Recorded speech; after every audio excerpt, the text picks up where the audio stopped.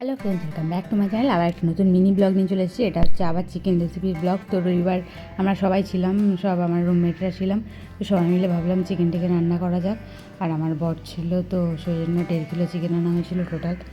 আর সবাই মিলে রান্না করতে বসে গেছি, কাটা বাটা সব কিছু করছিলাম। আর পুজোর প্ল্যানিংও চলছে, সাথে সাথে কোথায় ঘোরাতে হবে, কী হবে না হবে, কারণ আগে থেকে আমাদের কোনো প্ল্যানিং ছিল না। আর অনেকটা মাংস বলে অত বড় করা ছিল না বলে আমরা বড় হাঁড়িতে রান্না করেছিলাম।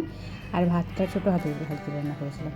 তো তারপর আমি ভিডিওগুলো ছাড়বো আজকেই, তোমার দেখতে পাবে সব কিছু।